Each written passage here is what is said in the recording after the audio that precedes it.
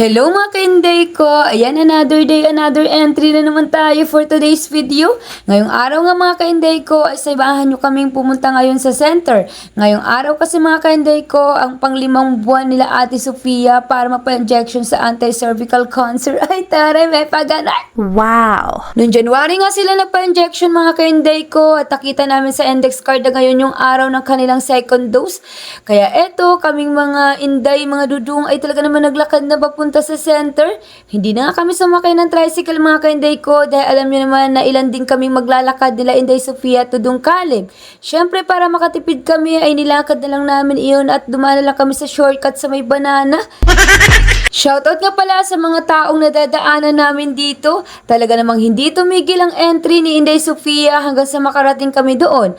Alam nyo naman, kailangan natin na may entry tayo long video araw-araw. At ito yung paraan namin para meron kami may entry. Ay taray, may paganar!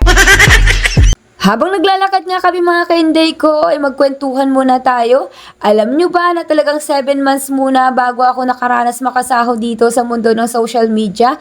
Kaya kayo mga ka-Inday ko, kung kayo ay nag-uumpisa pa lang bilang isang content creator at nakakaisang buwan pa lang kayo, ay huwag kayo agad mapagod. Dahil hindi po talaga ganun kadali ang proseso. Pero sabi ko po sa inyo talaga mga ka-Inday ko, kapag dumating yung time na nasa punto na kayo, na sumasahod na kayo, yung pagod, hirap na yan, ay talagang bigla na lang mawawala. Ay taray, may paganar! Wow! Isang taon na nga ako mahigit dito sa pag-release mga ka-Inday ko sa mundo ng social media at 2 beses pa lang po akong nakasahod. Kaya kayong mga ka-Inday ko, wag po kayong magmadali. Mas maganda po talagang dumaan tayo sa tamang proseso para naman mas malaman natin kung kaya ba natin at kung gusto ba talaga natin yung ginagawa natin. Oo, lahat tayo dito sa mundo ng social media ay talagang gusto natin kumita. Pero dapat alamin din natin mga ka-Inday ko kung gaano ba talaga tayo katatag. Dahil hindi po talaga ganun kadali dito sa mundo ng social media mga ka-Inday ko. Hindi naman po sa tinatakot ko kayo, pero talagang binibigyan ko lang po kayo ng idea na hindi po talaga basta-basta dito na monetize.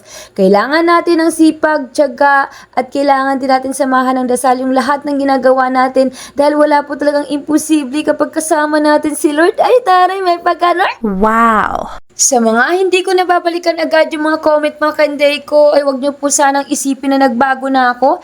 Alam nyo naman na dito sa bahay ay isang cellphone lang po ang meron kami. Kaya sana maintindihan nyo kung bakit late ako nakaka-reply. At nandito na kami agad mga ka-Inday ko sa center. At ang taas po nito mga ka-Inday ko ay ang barangay namin dito sa barangay 162. O diba?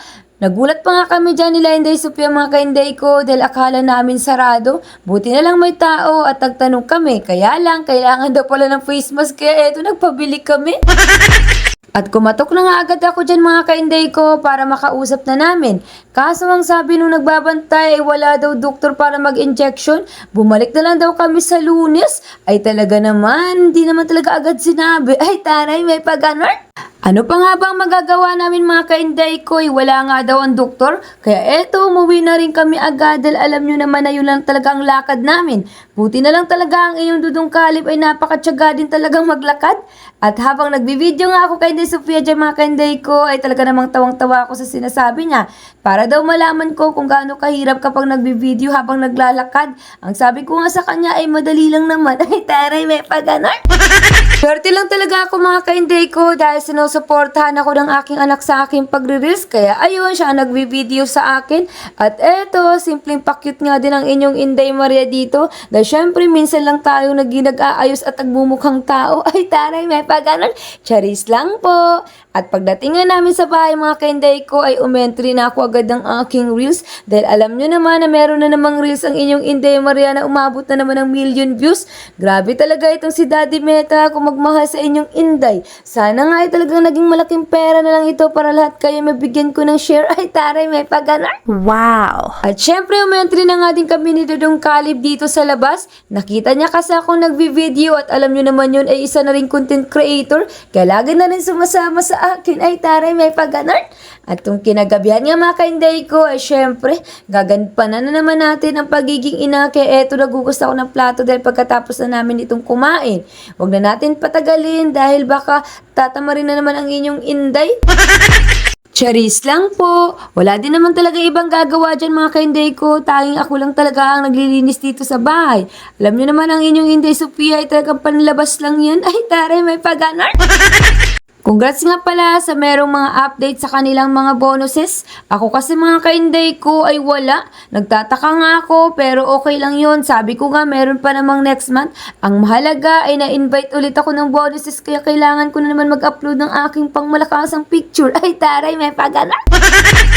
Alam niyo naman bilang isang content creator kung ano yung mga pribilehiyo na binibigay sa atin ni Meta para tayo ay kumita ay kailangan talaga natin yan gawin. Dahil syempre, kaya nga tayo pumasok sa pagiging isang content creator ay gusto nating makasahod. Kaya kailangan galingan natin ng galingan at huwag tayong mapagod. At higit sa lahat, huwag tayong reklamador. Dahil alam niyo na ba na hindi gustong gusto ni Meta yan at ni Lord ang pagiging isang mareklamo. Ay taray, may paganar! Habang naghuhugas nga ako dyan mga kainday ko ay inutusan ko si Inday Sophia na yung tirang kali namin ay ilagay na niya sa plastic. Ibababaw na lang namin ito bukas at kailangan muna niya ito ipasok sa ref dahil mamaya baka mapanis. Sayang pa naman dahil sobrang mahal pa naman ang bigas ngayon kaya kailangan natin talagang agapan yung mga bagay-bagay na mapapanis. Ay taray, may paganar! Wow. Basta tayo mga kainday ko, sipagan lang natin ang sipagan. Alam nyo naman na sobrang layo pa natin sa katotohanan kaya kailangan talaga natin meron tayong entry palagi. Okay lang kumuha tayo ng ibang content sa ibang content creator, pero sana wag naman natin lalahatin at babaguhin din natin ng paunti. Mamaya isa pa yan sa magiging reason nyo kung bakit kayo magkakaroon ng violation. Alam nyo naman yung ibang content creator ay naglalagay na rin ng claim ng kanilang mga video. Kaya dapat maging maingat tayo mga kainday ko kung ayaw nyong masira ang pinaghirapan nyo. Basta yun lang mga kainday ko, go lang tayo palagi dahil alam nyo naman na lahat ng tatanim ay meron talagang aanihin. Wow. Lahat po talaga na nag-uumpisa ay talagang sa simula ay sobrang nakakapagod. Hindi madali dahil marami tayong kailangan nating alamin at nangangapa talaga tayo sa mundo ng pagiging isang content creator. Dahil dinanas ko po talaga yan mga kainday ko tapos wala din ako mapagtanungan. Swerte nga yung ibang mga kaibigan ko ngayon na naging isang content creator dahil kahit papano ay naalalayan ko sila. Samantalang ako noon ay talagang sariling sikap ang inyong Inday Maria. Ay talaga naman. Basta tayo mga kainday ko ay go lang tayo palagi. Alam nyo naman na simpleng video ngayon ay pwede talagang mag-viral depende sa caption natin at sa music na ating gagamitin. So yun lang mga kainday ko. God bless!